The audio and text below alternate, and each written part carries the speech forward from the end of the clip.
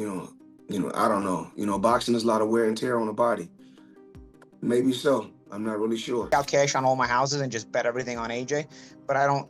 Being that we live in a world where I don't trust anything, I wouldn't be able to do that because there's no shot if this is a real deal thing that AJ doesn't do anything but knock out Jake Paul. Then AJ to flatten him. If AJ doesn't flatten him, then he underachieved. Floyd Mayweather breaks down the Jake Paul versus Anthony Joshua matchup by focusing on one brutal reality of boxing: wear and tear. He explains that Joshua's size, strength, and natural heavyweight power create a massive physical gap that cannot be ignored. Still, Floyd reminds everyone that once the bell rings, boxing has a way of producing the unexpected. No matter how clear the advantage looks on paper, surprises are always possible, which is why this fight remains intriguing and unpredictable. Not any real interest. I'm pretty sure I'll watch it if they did it again. MMA fighter Suggestion Ali compares Jake Paul versus Anthony Joshua to the famous Floyd Mayweather versus Conor McGregor showdown, but with one key difference. Points out that while Conor was bigger than Floyd, the size gap was nowhere near as extreme as what exists between Jake and AJ. Ali explains that Floyd survived because of decades of experience, elite defense, and unmatched ring intelligence. Jake, however, does not possess that level of skill or background. Combined with Joshua's proven knockout power, Ali believes there is no realistic path for Jake. And loses a decision to AJ, I think that's a win. That's a massive win. Yeah. If he goes out there, goes 8 3-minute rounds with Anthony Joshua, that is a win. What is Anthony Joshua? Is he a boxer or is he a MMA or who is he? He's one of the. He's like a professional world champion boxer. He has fought the best of the best boxers in the heavyweight. Tyson Fury. He's fought Usyk. He's fought.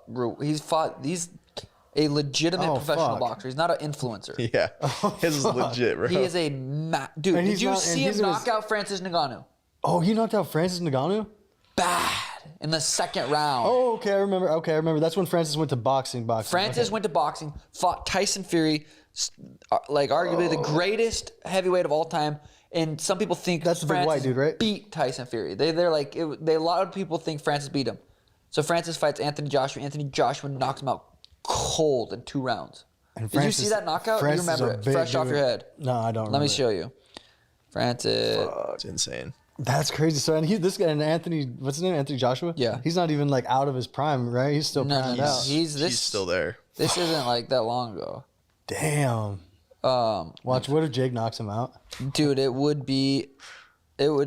gonna. I don't. It's fucking insane. How big's Jake? What's Jake weigh? Jake's probably 6'1", 220, 215.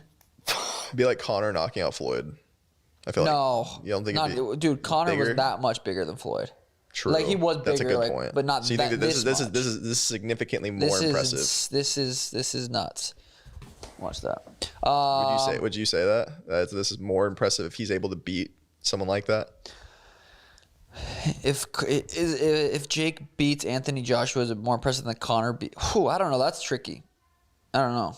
Shane Mosley offers a calm and measured perspective on Jake Paul's place in boxing. He explains that even if Jake were to suffer a knockout loss, it would not define or end his journey. Mosley views Jake as someone who enjoys testing limits, learning, and evolving. One defeat, no matter how dramatic, does not erase the effort or growth he has shown. According to Mosley, setbacks are often where fighters learn the most, and Jake is young and driven enough to treat any loss as part of his development rather than a final chapter. Smoke, let's say like Francis Ngannou did against Joshua. Is this the end of the Jake Paul experiment? I would say not, no. I just think that he just dared to be great and tried to, jump up and fight somebody, he thought maybe he can exploit something. I don't know. Can't fault him for that, right? Vidal Riley delivers one of the strongest assessments of the matchup, stating that if Anthony Joshua does not dominate Jake Paul, then Joshua has underperformed. He emphasizes that expectations are extremely high because of Joshua's resume, physical advantages, and years of championship-level experience. In Riley's view, Joshua carries a responsibility to clearly separate himself from an opponent who entered boxing through an entirely different path. If Jake lasts too long or looks competitive, Riley believes it would raise serious questions about Joshua's sharpness and authority as an elite heavyweight. Days, Jake Paul, Anthony Joshua. What's your thoughts? You know both men. You probably know AJ a bit more, but what's your thoughts on the fight? I expect nothing less than AJ to flatten him. If AJ doesn't flatten him, then he underachieved in the fight. It's as simple as that. Like, he's supposed to smoke Jake Paul as the former 2-time heavyweight champion of the world. If he doesn't do that, then it's subpar. And anyone that's... Gareth A. Davies approaches the fight with genuine concern, admitting that he hopes fans do not witness Jake Paul being seriously hurt. While he respects Jake's courage for accepting the challenge, Davies warns that Anthony Joshua's power is not something to experiment with. He believes Jake may not fully understand the difference in force, speed, and explosiveness he is about to face. According to Davies, no amount of preparation can erase the physical reality of heavyweight power, and that reality could shock Jake the moment clean punches land. We know this game, Gareth. I respect Jake tremendously for taking it. You kind of have to, right? But, I mean, I know there's a lot of money in there as well, but still the opportunity and the thought of getting chinned and hit flush on the chin by AJ isn't particularly nice. We know his sparring looks good. Lawrence Okoli, Jared Anderson, Frank Sanchez, etc. But there's no way in hell, is there? What, that we see an upset? Yeah. No, I mean, you can't. If you work in this industry and you know the fight sports world, you can't go with the Jake Paul victory.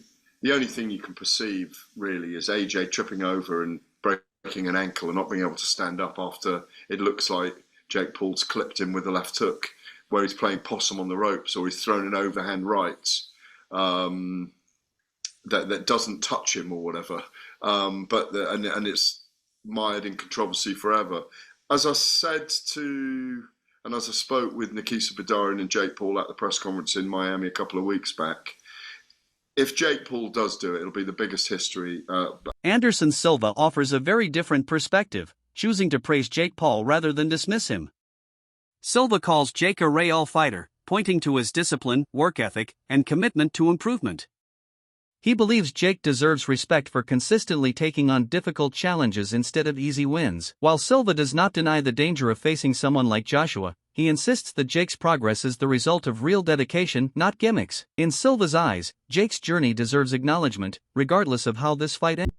The problem is, a lot of people know, but lazy people and the people don't have a courage to doing the same job that Jake do it, start saying bullshit about Jake. But the difference between these people and Jake is Jake have a ball and go inside the ring and prove how he's there and keep working hard every day to make something and help a lot of fighters to prove your point and respect the sport. And the people don't give the credit for Jake, and the people need to do that. And I respect Jake. Is a real Wade from the Wade Concept analyzes the matchup through a critical and technical lens. He claims that recent sparring footage exposed serious defensive flaws in Jake Paul's game, showing him getting hit far more than he should.